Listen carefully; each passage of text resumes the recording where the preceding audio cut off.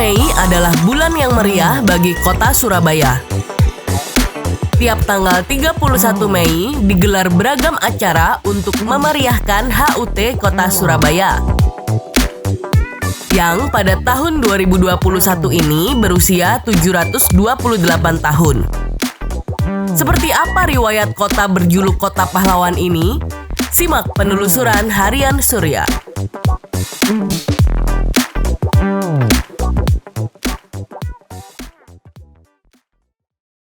Bukti sejarah usia Surabaya tertulis pada Prasasti Trowulan I. Dalam prasasti tersebut terungkap bahwa Surabaya masih berupa desa di tepi Sungai Brantas dan menjadi salah satu tempat penyeberangan penting di sepanjang daerah aliran Sungai Brantas. Prasasti itu kini tersimpan di Museum Nasional. Bukti lain yang menggambarkan kalau Surabaya ini adalah daerah lama terlihat di Kampung Peneleh. Di sini ada sumur yang usianya ratusan tahun. Jadi sampai hari ini temuan arkeologi tertua di Surabaya adalah sumur.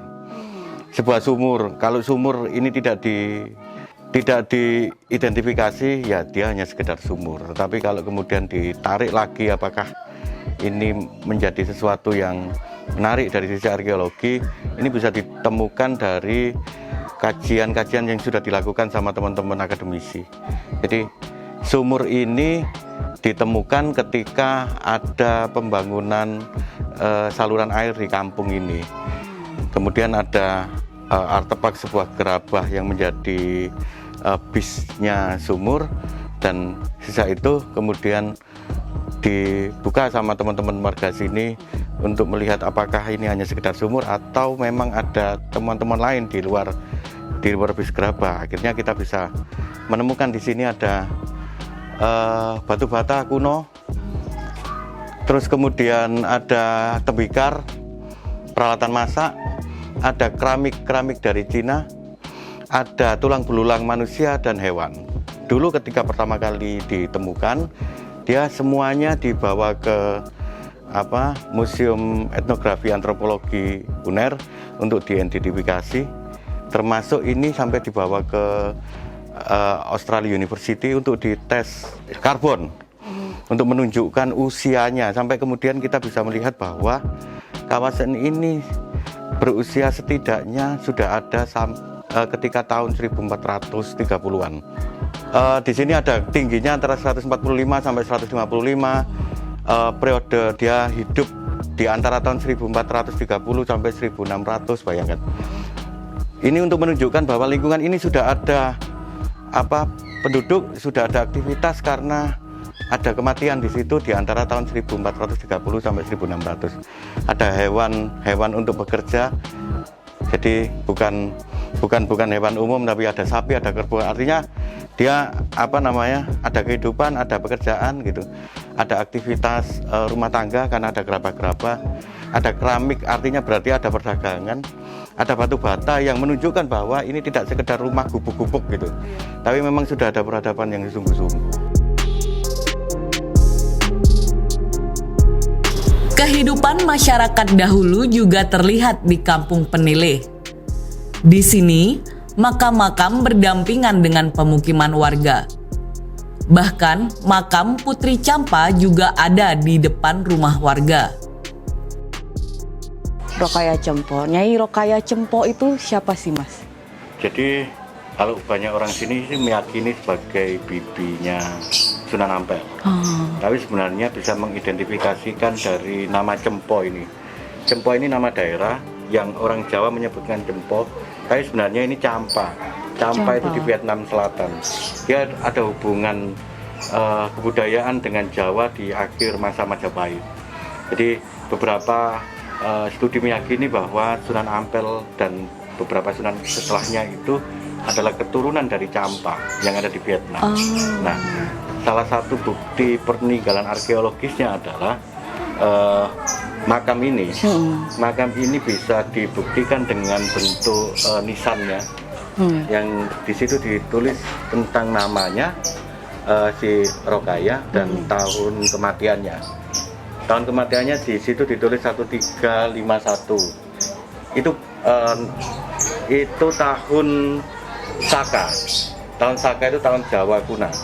Nah, ketika dimasehikan seperti tahun sekarang, berarti tahun 1434. Iya, Dia meninggal tahun 1434 yang seusia di zaman ketika Ampel menyebarkan Islam di daerah Surabaya ini. Pada masa Hindia Belanda, Surabaya berstatus sebagai ibu kota Karesidenan Surabaya yang wilayahnya mencakup Kabupaten Gresik, Sidoarjo, Mojokerto, dan Jombang. Saat itu pusat kota ada di Jembatan Merah.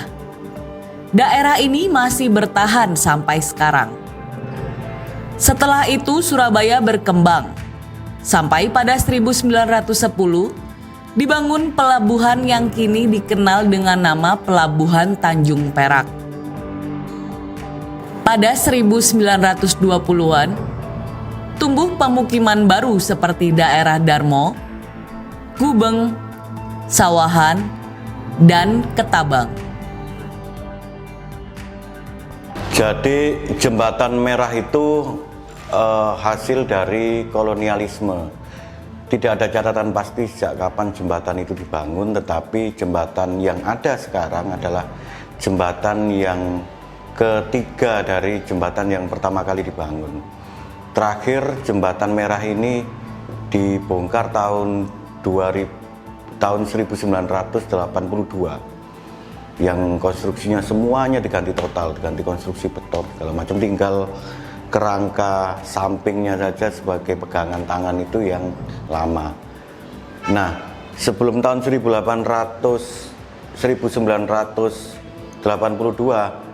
100 tahun sebelumnya, tahun 1885, Jembatan Merah itu dibangun dengan konstruksi besi. Ya. Sebelumnya adalah konstruksi kayu. Nah, kenapa disebut Jembatan Merah? Karena memang warnanya merah, bukan karena misalnya akibat perang segala macam.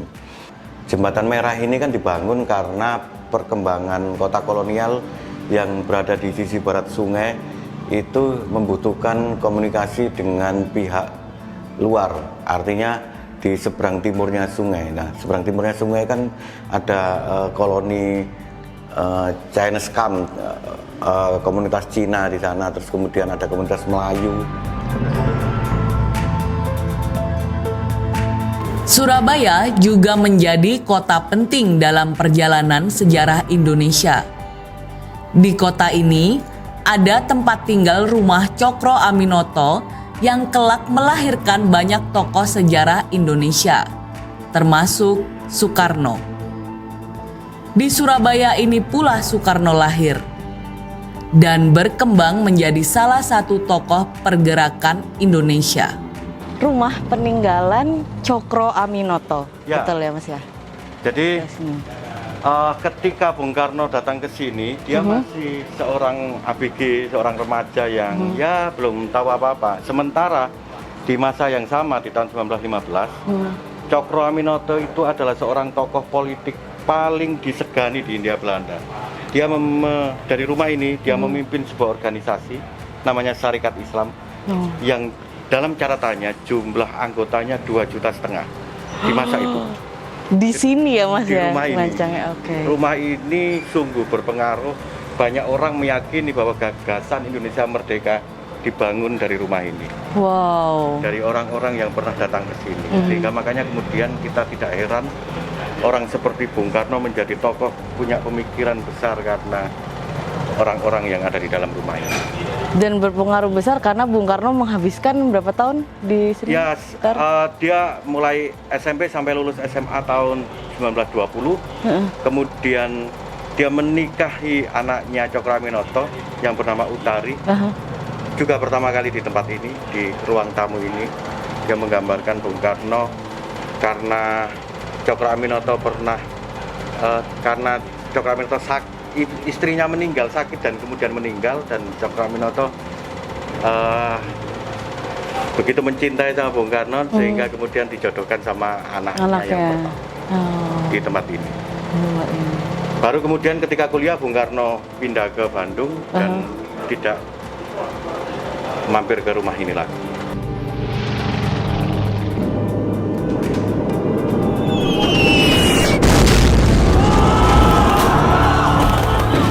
Pada 3 Februari 1942, Jepang menjatuhkan bom di Surabaya. Sebulan berselang, pada 8 Maret 1942, Surabaya direbut sepenuhnya oleh Jepang. Pada 14 Agustus 1945, Jepang menyerah kalah pada sekutu. 9 November 1945, Inggris menyebarkan ultimatum agar semua senjata tentara Indonesia dan milisi segera diserahkan ke tentara Inggris. Tapi, ultimatum ini tidak diindahkan. 10 November 1945, Inggris mulai menjatuhkan bom di Surabaya. Perang sengit pun berlangsung terus-menerus selama 10 hari. 2 pesawat Inggris ditembak jatuh pasukan RI. Dan salah seorang penumpang, Brigadir Jenderal Robert Guy Loder Simmons, terluka parah dan meninggal keesokan harinya. 20 November 1945, Inggris berhasil menguasai Surabaya dengan korban ribuan orang prajurit tewas. Seluruh kota Surabaya hancur lebur.